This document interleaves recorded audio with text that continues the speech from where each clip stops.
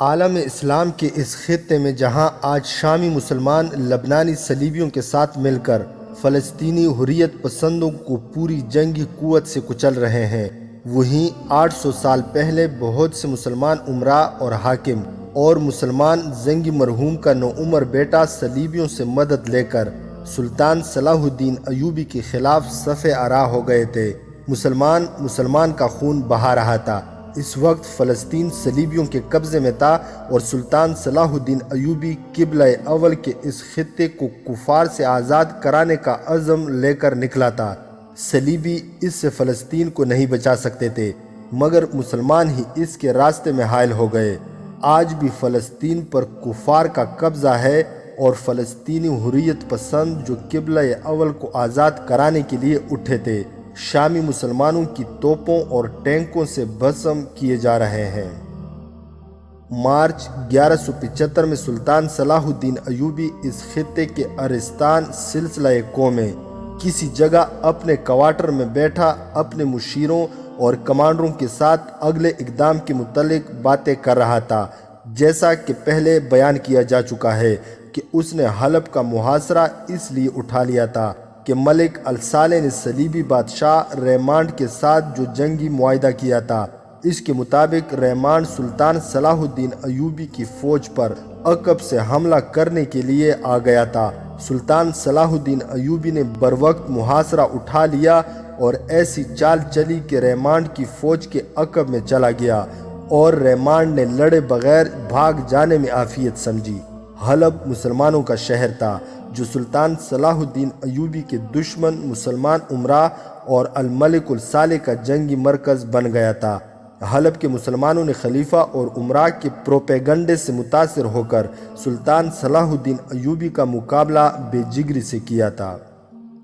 وہ حلب پر ایک بار پھر حملہ کر کے غداروں اور ایمان فروشوں کے اس مرکز کو ختم کرنے کی اسکیم بنا رہا تھا کہ اسے مصر سے اطلاع ملی کہ مصر میں اس کے ایک جرنیل الکند نے صلیبیوں کی مدد سے سوڈانی حبشیوں کی فوج اس مقصد کے لیے تیار کر لی ہے کہ سلطان صلاح الدین ایوبی کی غیر حاضری سے فائدہ اٹھاتے ہوئے مصر پر حملہ کیا جائے اور مصر کی امارت سلطان صلاح الدین ایوبی سے چھین لی جائے۔ لیکن سلطان صلاح الدین ایوبی کے بھائی العادل نے حبشیوں کو اسوان کے مقام پر شکست دی اور الکند نے خودکشی کر لی۔ یہ تمام واقعات اس سے پہلے کی ویڈیو میں پیش کیے جا چکے ہیں۔ اس کی اطلاع ابھی سلطان صلاح الدین ایوبی تک نہیں پہنچی تھی، اس لیے وہ ارستان میں پریشان بیٹھا تھا۔ عظمت اسلام کا یہ پاسبان ہر طرف سے خطروں میں گھرا ہوا تھا۔ کئی ایک مسلمان امراء کی فوجیں اس کے خلاف متحد تھی اور صلیبیوں کا خطرہ الگ تھا۔ ان سب کے مقابلے میں سلطان صلاح الدین ایوبی کے پاس بہت تھوڑی فوج تھی۔ اس نے ایسا اقدام کر دکھایا تھا جو کسی کے وہم و گمان میں بھی نہ تھا۔ اس کے دشمنوں کو یہ توقع تھی کہ اس پہاڑی خطے میں سردیوں میں کوئی جنگ کی سوچ ہی نہیں سکتا۔ پہاڑیاں جو بلند تھی، وہاں برف بھی پڑتی تھی۔ سلطان صلاح الدین ایوبی نے اپنی فوج کو ٹریننگ دے کر اس وقت حملہ کیا جب سردی عروج پر تھی۔ اس دلیرانہ اور غیر متوقع اقدام سے اس کے قلیل فوج نے سب کو خوفزدہ کر دیا اور ایسی پوزیشن حاصل کر لی کہ دشمن کی کسی بھی فوج کو اپنی پسند کی جگہ گھسیٹ کر لڑایا جا سکتا تھا۔ اس کی فوج اتنی تھوڑی تھی کہ اسے کبھی کبھی ناکامی کا خطرہ بھی محسوس ہونے لگتا تھا، لیکن سب بھی اس سے ڈر رہے تھے۔ اس سے یہ ڈر تھا کہ ریمانڈ اسکیم اور راستہ بدل کر اس پر حملہ کرے گا، لیکن ریمانڈ کی حالت یہ تھی کہ اس نے اپنے علاقے تریفولی کا دفاع اس ڈر سے مضبوط کر لیا تھا کہ سلطان صلاح الدین ایوبی حملہ کرے گا۔ سلطان صلاح الدین ایوبی نے جس طرح اسے بھگایا تھا، اس سے سلطان صلاح الدین ایوبی اس صورت سے فائدہ اٹھا سکتا تھا کہ صلیبیوں کا تعاقب کرتا، مگر فوج کی قلت نے اسے آگے نہ جانے دیا اور بڑی وجہ یہ تھی کہ مصری الکند کی بغاوت نے اسے روک دیا تھا۔ اسے خطرہ نظر آ رہا تھا کہ مصر کے حالات بگڑ جائیں گے۔ اس صورت میں اسے مصر چلے جانا تھا۔ وہ اس صورتحال سے ڈر رہا تھا کہ اگر اسے مصر جانا پڑتا تو مسلمان امراء اور عالم اسلام کو صلیبیوں کے ہاتھ بیچ ڈالتے۔ اس کا دار و مدار اس پر تھا کہ مصر سے اسے کیا اطلاع ملتی ہے۔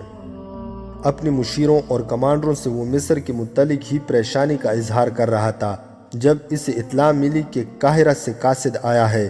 سلطان صلاح الدین ایوبی نے بادشاہوں کی طرح یہ نہ کہا کہ اسے اندر بھیج دو۔ وہ اٹھا اور دوڑتا خیمے سے باہر نکل گیا۔ قاصد اتنے لمبے سفر کی تکن سے چور گھوڑے سے اتر کر خیمے کی طرف آ رہا تھا۔ سلطان صلاح الدین ایوبی نے گھبراہٹ کے لہجے میں پوچھا، کوئی اچھی خبر لائے ہو؟ بہت اچھی سلطان عالی مقام، اس نے جواب دیا۔ محترم العادل نے حبشیوں کے لشکر کو اسوان کے پہاڑیوں میں ایسی شکست دی ہے کہ اب سوڈان کی طرف سے لمبے عرصے تک کوئی خطرہ نہیں رہا۔ سلطان صلاح الدین ایوبی نے دونوں ہاتھ جوڑ کر آسمان کی طرف دیکھا اور خدا کا شکر ادا کیا۔ خیمے کے دوسرے لوگ بھی باہر آ گئے تھے۔ سلطان صلاح الدین ایوبی نے انہیں یہ خوشخبری سنائی اور قاصد کو خیمے میں لے گیا۔ اس کے لیے کھانا وہیں لانے کو کہا اور اس سے اسوان کی معرکے کی تفصیل سن کر پوچھا، اپنی فوج کی شہادت کتنی ہے؟ 327 شہید، قاصد نے جواب دیا۔ 500 سے کچھ زیادہ زخمی۔ دشمن کا تمام تر جنگی سامان ہمارے ہاتھ لگا ہے۔ 1210 حبشی قیدی پکڑے ہیں۔ صلیبی اور سوڈانی سردار اور کمانڈر جو قید کیے گئے ہیں الگ ہمارے ہاتھ لگے ہیں۔ 1210 حبشی قیدی پکڑے ہیں۔ صلیبی اور سوڈانی سردار اور کمانڈر جو قید کیے گئے ہیں الگ ہیں۔ قاصد نے پوچھا، محترم العادل نے پوچھا ہے کہ قیدیوں کے متعلق کیا حکم ہے؟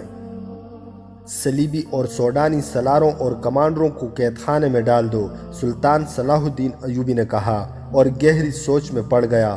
کچھ دیر بعد کہنے لگا، اور وہ جو 1000 اور کچھ حبشی قیدی ہیں انہیں اسوان کی پہاڑیوں میں لے جاؤ۔ وہ جن غاروں میں چھپے تھے وہ ان سے پتھروں سے بھرواؤ۔ وہاں فرعونوں کے جو زمین دوز محل ہیں انہیں بھی پتھروں سے بھروا دو۔ یہ کام ان حبشیوں سے کرواؤ۔ اگر پہاڑ کودنے پڑے تو ان حبشیوں سے کدواؤ۔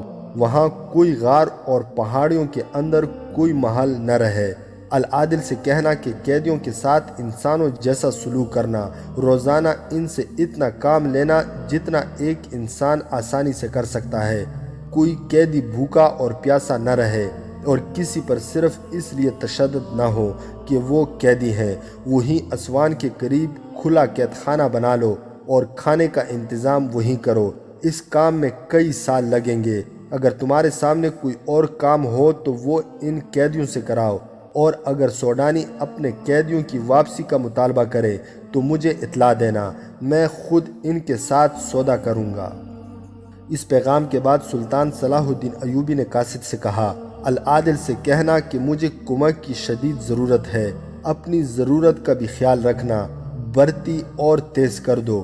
جنگی مشقیں ہر وقت جاری رکھو۔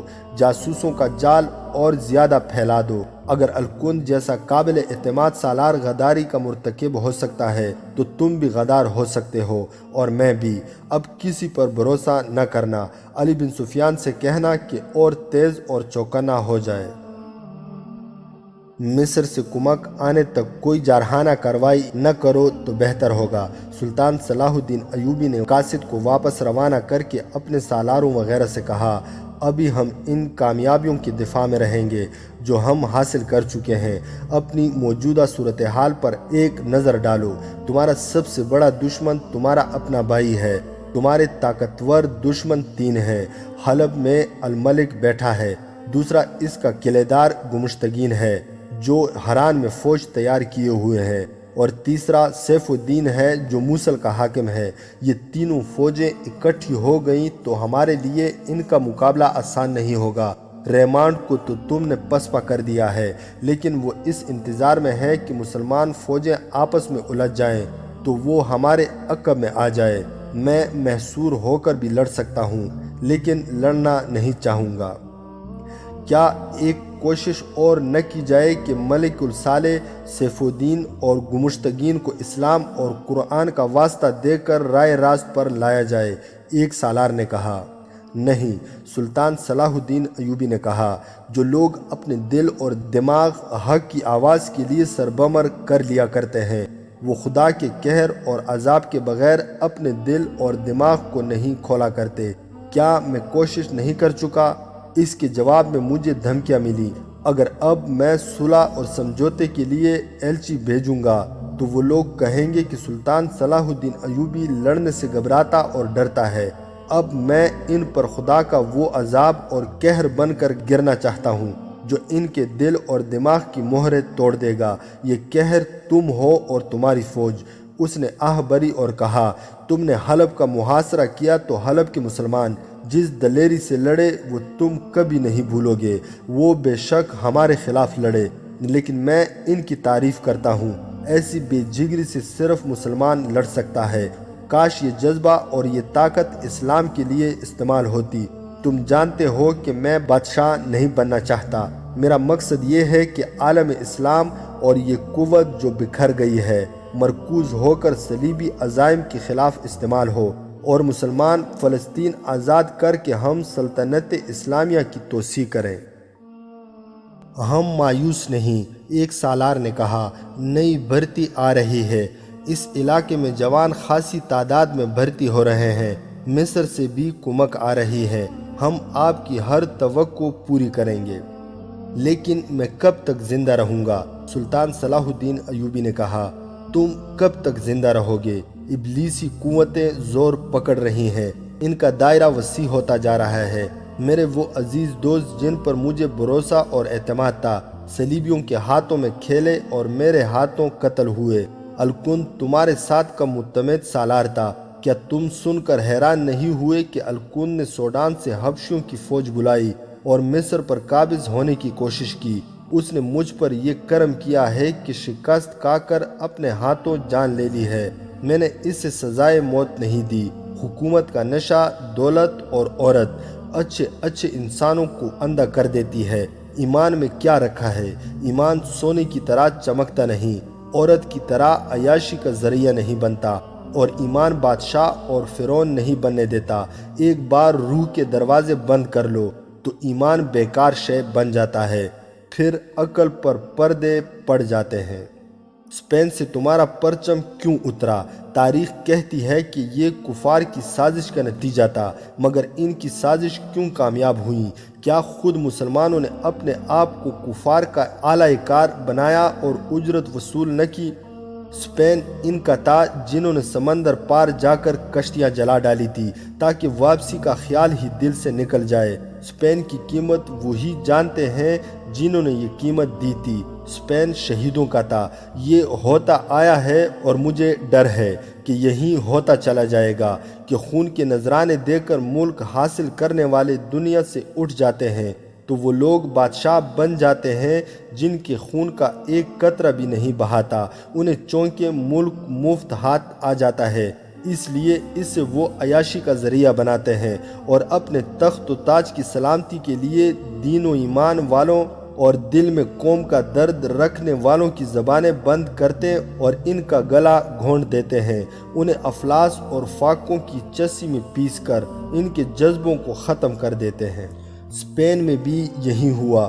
کفار نے ہمارے بادشاہوں کو زر و جواہرات اور یورپ کی حسین لڑکیوں سے اپنے ہاتھ میں لیا، انہیں انہی کی فوج کے خلاف کیا، مجاہدین کو مجرم بنایا اور اسپین کی اسلامی مملکت کو دھمک کھا گئی۔ ہمارے رسول اکرم صلی اللہ علیہ وآلہ وسلم کے پروانوں نے لہو کے چراغ جلا کر آدھی دنیا کو حق کی آواز سے منور کیا۔ کہاں ہیں وہ چراغ؟ ایک ایک کر کے بجھتے جا رہے ہیں۔ یہ چراغ لہو مانگتے ہیں، مگر لہو دینے والے صلیبیوں کی شراب اور عورت کے طلسم میں گم ہو گئے ہیں۔ ان لوگوں کو یہ سلطنت مفت ہاتھ آئی ہے۔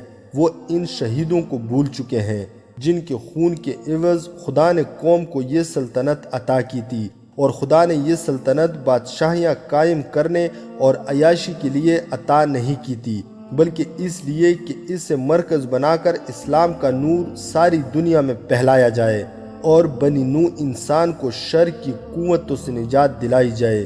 مگر شر کا جادو چل گیا ہے، اور آج جب قبلہ اول پر کفار کا قبضہ ہے، ہم ایک دوسرے کا خون بہا رہے ہیں۔ کافر سے پہلے غداروں کا قتل ضروری ہے، ایک مشیر نے کہا۔ اگر ہم حق پر ہیں تو ہم ناکام نہیں ہوں گے۔ مجھے یہ نظر آ رہا ہے کہ یہ خطہ خون میں ہی ڈوبا رہے گا۔ سلطان صلاح الدین ایوبی نے کہا، حکومت شاید مسلمانوں کی ہی رہے مگر ان کے دلوں پر صلیبیوں کی حکمرانی ہوگی۔ جنگی نقطہ نگاہ سے سلطان صلاح الدین ایوبی نے اپنی فوج کو ایسی پوزیشنوں میں تقسیم کر رکھا تھا کہ کسی بھی ایسے قلعے پر جو وہ فتح کر چکا تھا دشمن براہ راست حملہ نہیں کر سکتا تھا۔ ان قلعوں میں اس نے مختصر سی نفری رکھی تھی کیونکہ وہ قلعہ بند ہو کر لڑنے کا قائل نہیں تھا۔ پہاڑی علاقے میں اس نے تمام راستوں اور وادیوں کی بلندیوں پر تیر انداز بٹھا دیے تھے۔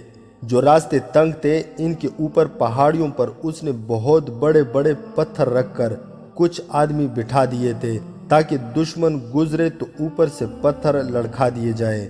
دمشق سے آنے والے راستے کو اس نے کمانڈو قسم کی گشتی دستوں سے محفوظ کر رکھا تھا تاکہ رسد دشمن سے محفوظ رہے۔ ایک جگہ ایسی تھی جسے حماد کے سینگ کہا جاتا تھا۔ یہ ایک وسیع وادی تھی جس میں ایک ٹیکری جو خاصی بلند تھی آگے جا کر سینگوں کی طرح دو حصوں میں تقسیم ہو گئی تھی۔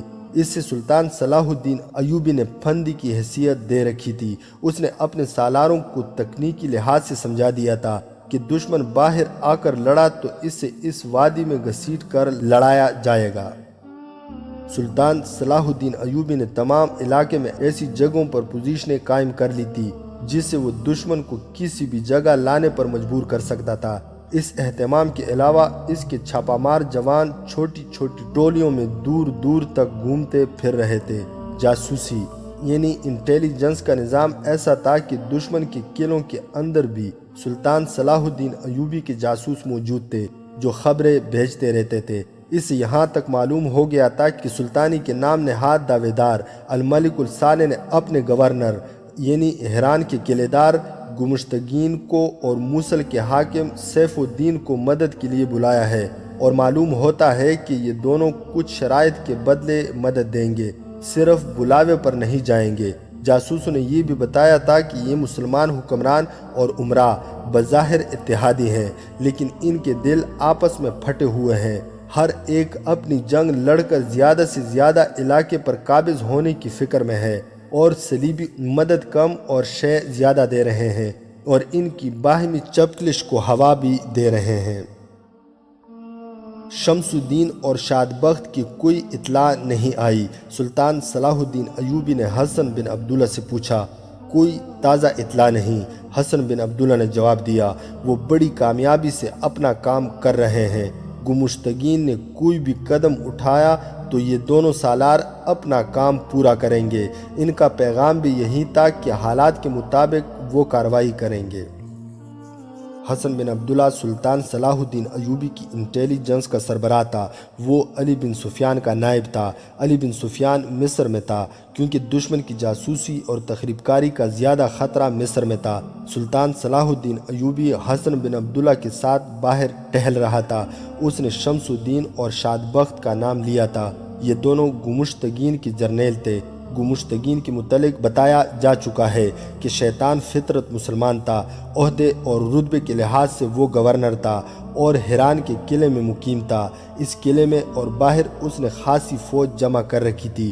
وہ خلافت کے تحت تھا اور خلیفہ کے احکام کا پابند، لیکن اس نے ذاتی سیاست بازی اور چال بازیوں سے فوجی اور سیاسی لحاظ سے ایسی پوزیشن حاصل کر لی تھی جہاں وہ کسی کو پلے نہیں باندھتا تھا۔ اس نے صلیبیوں کے ساتھ در پردہ گٹھ جوڑ کر رکھا تھا، یہاں تک کہ اس کے قلعے میں نور الدین زنگی کے پکڑے ہوئے صلیبی قیدی تھے جن میں کمانڈر بھی تھے۔ زنگی فوت ہو گیا تو گمشتگین نے کسی کے حکم کے بغیر تمام قیدی رہا کر دیے۔ اس نے یہ اقدام صلیبیوں کی خوشنودی کے لیے کیا تھا کیونکہ وہ اب صلیبیوں کے خلاف نہیں بلکہ ان سے مدد حاصل کر کے سلطان صلاح الدین ایوبی کے خلاف تیاریاں کر رہا تھا۔ اس کے دو سالار تھے جو ذہانت اور جنگی اہلیت کی بدولت اس کے معتمد تھے۔ یہ دونوں بھائی تھے، ایک کا نام شمس الدین علی اور دوسرے کا شاہ بخت علی تھا۔ یہ دونوں ہندوستانی مسلمان تھے۔ عراق کے اس وقت کے ایک مورخ کمال الدین نے عربی میں تاریخ حلب کے نام سے ایک کتاب لکھی تھی۔ اس نے ان کا اتنا ہی ذکر کیا ہے کہ یہ دونوں سگے بھائی تھے اور نور الدین زنگی کی زندگی میں ہندوستان سے اس کے پاس آئے تھے۔ زنگی نے انہیں فوج میں اچھا رتبہ دے کر ہران بھیج دیا تھا۔ قاضی بہاؤالدین شداد نے بھی ان کا اپنی ڈائری میں ذکر کیا ہے۔ تاریخ میں ان دونوں کا نام آنے کا باعث ایک واقعہ ہے جسے اس دور کے وقایع نگاروں نے قلم بند کیا ہے۔ واقعہ اس طرح ہے کہ گمشتگین منمانی کا قائل تھا۔ ہران میں عملاً اس کی حکومت تھی۔ اس نے اپنے ایک خوشامدی اور بدنیت افسر بن الخاشب ابو الفضل کو قاضی کا رتبہ دے دیا تھا۔ اسلام کے متعلق انصاف اور دانش کی وجہ سے مشہور تھے، لیکن ابو الفضل نے بے انصافی اور گمشتگین کی خوشنودی کی وجہ سے مشہور ہوا۔ اس کی بے انصافی کے قصے شمس اور شادبخت تک بھی پہنچتے رہتے تھے، لیکن وہ خاموشی اختیار کیے رکھے تھے۔ وہ فوج کے جرنیل تھے۔ قاضی کے فیصلوں اور شہری امور کے ساتھ ان کا کوئی تعلق نہ تھا، تباً بھی وہ خاموش رہنے والے انسان تھے۔ یہ مشہور تھا کہ گمشتگین پر ان کا بہت اثر ہے، اور یہ ہے بھی حقیقت کہ انہوں نے گمشتگین پر اپنا اثر پیدا کر رکھا تھا۔ ان دنوں جب سلطان صلاح الدین ایوبی نور الدین زنگی کی وفات کے بعد 700 سواروں کے ساتھ آیا اور شام اور مصر کی وحدت کا اعلان کیا تھا، اس نے اپنے بہت سے جاسوس ان اسلامی علاقوں میں بھیج دیے تھے جو خلافت کے تحت ہوتے ہوئے بھی ذاتی ریاستوں کی صورت اختیار کر گئے تھے۔ پچھلی ویڈیوز میں ان جاسوسوں کے چند ایک کارنامے سنائے جا چکے ہیں۔ ان میں سلطان صلاح الدین ایوبی کا بھیجا ہوا الطانون نام کا ایک ترک جاسوس ہران چلا گیا۔ وہ خوبرو اور وجیہ جوان تھا، ترکی کے علاوہ عربی زبان روانی سے بولتا تھا۔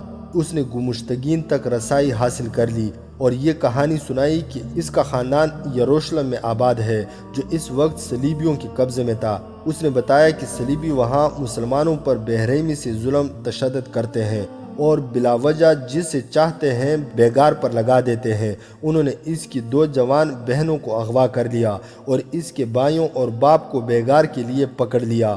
وہ فرار ہو کر یہاں تک پہنچا ہے اور صلیبیوں سے انتقام لینے کے لیے سلطان صلاح الدین ایوبی کی فوج میں شامل ہونا چاہتا ہے۔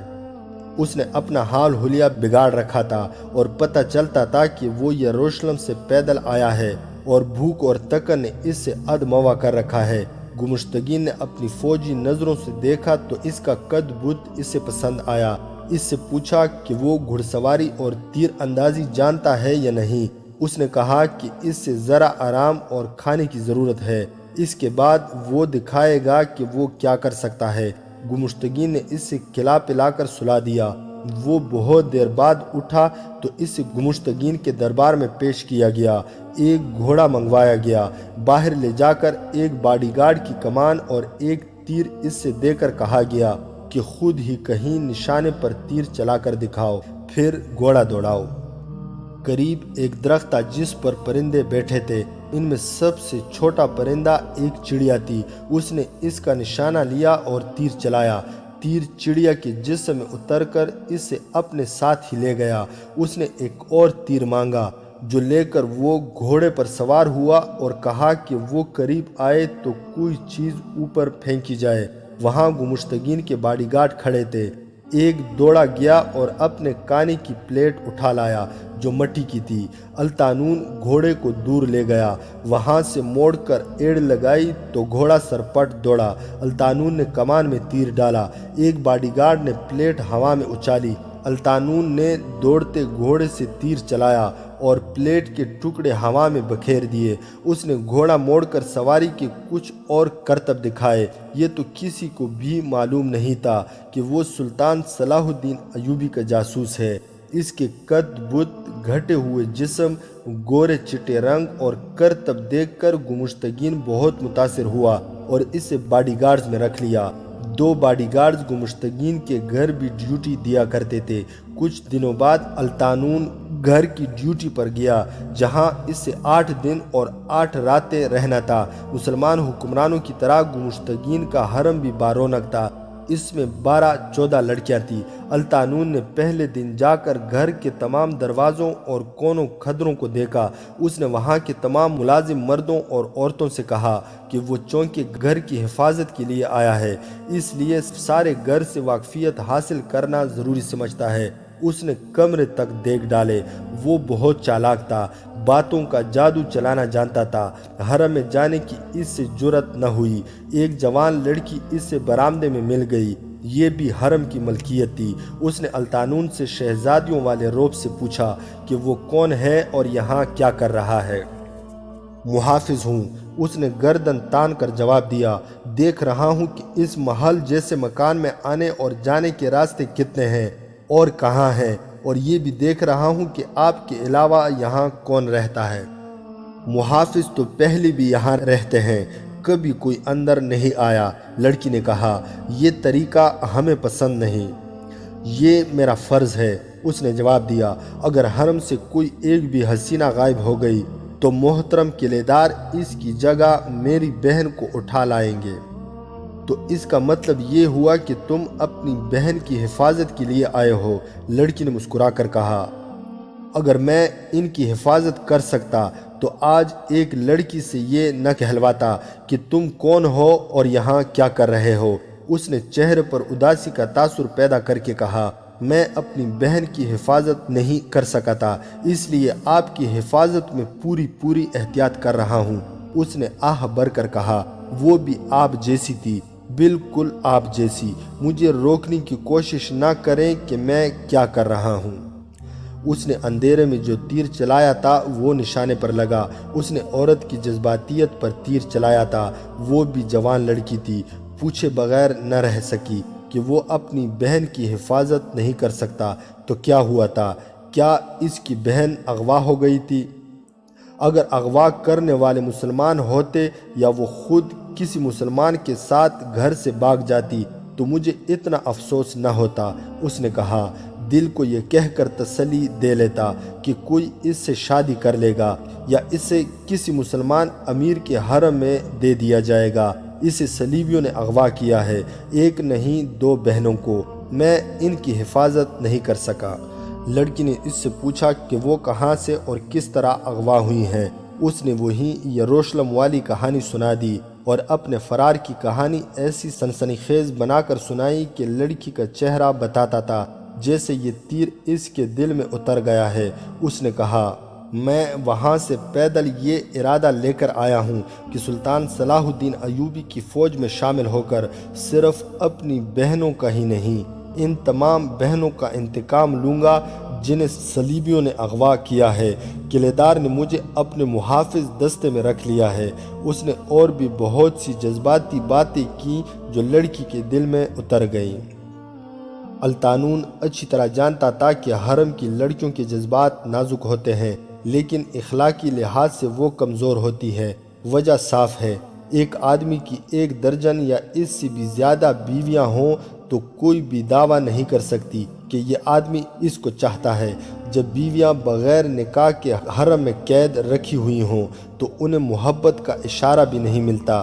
جوان لڑکی کے کچھ جذبات بھی ہوتے ہیں۔ حرم کی جوان لڑکیاں یہ بھی جانتی ہیں کہ چند سال بعد ان کی قدر و قیمت ختم ہو جائے گی۔ الطانون کو یہ بھی معلوم تھا کہ حرم کی لڑکیوں نے اپنے خوابوں اور رومانوں کو دبا کر رکھا ہوتا ہے اور وہ چوری چھپے اپنے خاوند یا آقا کے کسی جوان دوست یا کسی جوان اور خوبرو ملازم کے ساتھ عشق و محبت کا نشہ پورا کر لیتی ہیں۔ الطانون کے سامنے چونکہ یہی لڑکی اتفاق سے آ گئی تھی، اس لیے اس نے اسی کے جذبات سے کھیلنے کی کوشش کی۔ اپنے جاسوسی کے مقاصد کے لیے اسے حرم کی ایک لڑکی کے دوستانے کی ضرورت تھی۔ اسے ٹریننگ میں بتایا گیا تھا کہ گمشتگین جیسے عیاش گورنر اور امراء رقص اور شراب کی محفلیں جماتے ہیں جن میں حرم کی لڑکیاں بھی شریک ہوتی ہیں۔ شراب اور عورت کے نشے میں ان لوگوں کی زبانیں بے قابو ہو جاتی ہیں، لہٰذا راز انہی محفلوں اور ضیافتوں میں بے نقاب ہوتے ہیں۔ الطانون اور اس کے ساتھی جاسوس علی بن سفیان کے تربیت یافتہ تھے۔ سلطان صلاح الدین ایوبی نے انہیں بے دریغ مالی اور دیگر مراعات دے رکھی تھی۔ کوئی جاسوس دشمن کے علاقے میں پکڑا یا مارا جاتا تو سلطان صلاح الدین ایوبی اس کے خاندان کو اتنا زیادہ مستقل وظیفہ دیا کرتا تھا کہ مالی لحاظ سے اس خاندان کو کسی کی محتاجی محسوس نہیں ہوتی تھی۔ الطانون نے اس لڑکی پر ایسا اثر پیدا کر دیا جو اس کے چہرے سے عیاں تھا۔ اسے امید نظر آنے لگی کہ یہ لڑکی اس کے جال میں آ جائے گی۔ وہ وہاں سے ہٹنے لگا تو لڑکی نے اسے دبی زبان میں کہا، پچھلی طرف ایک باغیچہ ہے، رات کے دوسرے پہر وہاں بھی آ کر دیکھ لینا، مکان میں کوئی ادھر سے بھی داخل ہو سکتا ہے۔ لڑکی کے ہونٹوں پر جو مسکراہٹ تھی اس نے دل کی بات کہہ دی۔